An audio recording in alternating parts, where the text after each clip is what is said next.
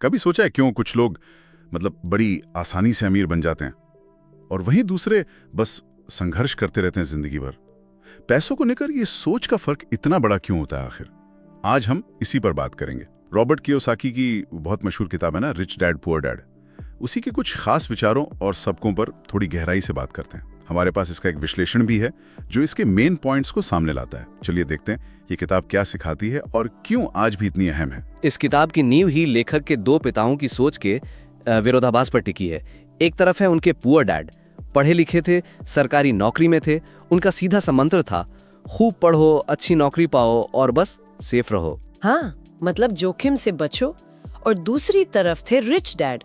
वो औपचारिक रूप से शायद कम पढ़े थे पर एक सफल व्यवसायी थे। उनका नजरिया एकदम अलग था। वो कहते थे कि देखो, सिर्फ डिग्री से काम नहीं चलेगा, असली चीज है फाइनेंशियल लिटरेसी, मतलब पैसे की समझ। पैसा काम कैसे करता है, कमाना, संभालना, निवेश करना और सबसे जरूरी पैसे को अपने लिए काम पर कैसे लगाना है।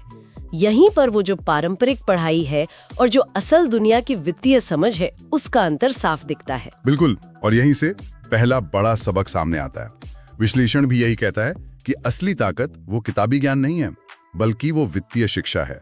स्कूल हमें क्या सिखाते हैं? ज्यादातर यही कि पैसे के लिए काम कैसे करना है, लेकिन रिच डैड जोर देते हैं कि पैसा हमारे लिए कैसे काम करे, ये सीखो। और इसके लिए सबसे पहले एसेट्स और लायबिलिटीज का फर्क समझो। ये फर्क समझना तो मतलब आर्थिक आजादी की पहली सीढ़ी है। एसेट्स यानी संपत्ति, वो चीजें जो आपकी जेब में पैसा डालती हैं, लगातार आपकी आय बढ़ाती हैं। जैसे मान लीजिए डिविडेंड देने वाले शेयर्स हैं, या किराए पर दी हुई प्रॉपर्टी है, या कोई छोटा बिजनेस जो मुनाफा दे रहा हो। और लायबिलिटीज, वो जो पैसा निकालती हैं जेब से, खर्चे बढ़ाती हैं, जैसे कार का लोन, क्रेडिट कार्ड का कर्ज, या कोई भी ऐसी महंगी चीज जिसका मेंटेनेंस कॉस्ट ज्यादा हो। रिच डैड का फोकस हमेशा एसेट्स बनाने पर था। अच्छा, तो मतलब पुअर डैड वाली सोच में लोग अक्सर लायबिलिटीज खरीद लेते हैं। हाँ, और शायद उन्हें एसेट समझ बैठते हैं, शायद जैसे कोई बड़ा घर ले लिया रहने के लिए या महंगी गाड़ी। बिल्कुल सही पकड़ा, बिल्कुल। और यहीं से दूसरा अहम सबक जुड़ता है कि सिर्फ पैसे के लिए खटना नहीं है, बल्कि एक ऐसा सिस्टम बनाओ कि पैसा तुम्हारे लिए काम करे। इसका मतलब है कि सिर्फ सैलरी पर निर्भर मत रहो, आय के और स्रोत बनाओ, निवेश करो, चाहे वो स्टॉक मार्केट हो, रियल एस्टेट हो, या अपना कोई छोटा मोटा साइड बिजनेस। लक्ष्य ये है कि पैसिव इनकम बने, मतलब ऐसी आय जिसके लिए आपको हर वक्त खटना ना पड़े।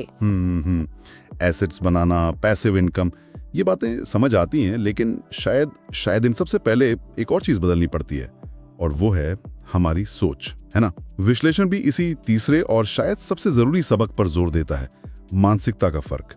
पुअर डैड अक्सर कहते थे, मैं ये चीज नहीं खरीद सकता। हाँ, और रिच डैड वो पूछते थे, मैं इसे कैसे खरीद सकता हूँ। देखिए, ये सिर्फ शब्दों का खेल नहीं है। नहीं खरीद सकता कहने से क्या होता है? दिमाग बंद, बात खत्म। लेकिन कैसे खरीद सकता हूँ, ये सवाल, ये दिमाग को दौड़ाता है, समाधान खोजने पे मजबूर करता है, नई संभावनाएं जगाता है। ये सिर्फ पैसे की बात नहीं है, ये तो प्रॉब्लम सॉल्विंग का नजरिया है, अवसर ढूंढने की मानसिकता है। जो वो सुरक्षित वाली सोच है ना, वो अक्सर इसे दबा देती है। ये बात तो सच में सोचने वाली है। ये नजरिया तो जिंदगी की हर चीज पर लागू होता है, सिर्फ पैसों पर ही नहीं। निश्चित रूप से, बिल्कुल। ये आपको आर्थिक चुनौतियों के लिए तो तैयार करता ही है, साथ में आपका व्यक्तिगत विकास भी होता है। कैसे वाला सवाल हमें ज्यादा रिसोर्सफुल बनाता है। देखिए ना, कोई महंगा फोन लोन पे ले ले बस शान दिखाने के लिए, ये तो पक्की लायबिलिटी हुई, पैसा जा रहा है। जबकि उसी पैसे से शायद कोई छोटा ऑनलाइन कोर्स करके स्किल सीख ले, तो वो एक तरह का एसेट बन सकता है, भविष्य में आय बढ़ाने में मदद कर सकता है। हाँ, ये बात सही है। और विश्लेषण ये भी साफ करता है कि ये किताब सिर्फ अमीरों या बिजनेस वालों के लिए ही नहीं है। इसकी सीख तो स्टूडेंट्स, नौकरी करने वाले लोग, मतलब कोई भी इंसान जो अपनी आर्थिक हालत सुधारना चाहता है, उसके लिए है, जो पैसे को बेहतर समझना चाहता है। ये मुश्किल लगने वाले कॉन्सेप्ट्स को बड़े आसान उदाहरणों से समझाती है। संक्षेप में कहूँ तो रिच डैड पुअर डैड हमें वो जो पारंपरिक सोच है ना, जो हमें शायद विरासत में मिली है या सिखाई गई है, उसे चुनौती देने को कहती है। वित्तीय दुनिया को एक नए नजरिए से देखने के लिए उकसाती है। ये सिर्फ अमीर बनने के नुस्खे नहीं है, बल्कि ये पैसे से जुड़े डर, लालच, हमारा व्यवहार, इन सब को समझने और एक संपत्ति बनाने वाली सोच विकसित करने पर ज्यादा जोर देती है। बिल्कुल। तो इस पूरी बातचीत का सार यही निकलता है कि भाई वित्तीय साक्षरता जरूरी है और अपनी सोच बदलना जरूरी है। यही हैं आर्थिक सफलता की असली चाबियां। जैसा रिच डैड ने कहा था, पहले सीखो फिर उस सीख से कमाओ। ज्ञान ही पहला निवेश है। और जाते जाते एक सवाल जरूर छोड़ना चाहूंगी सबके लिए।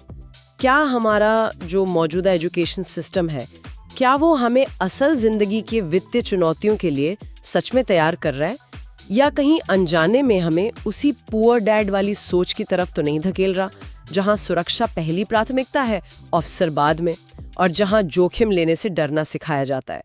इस पर सोचना तो बनता है।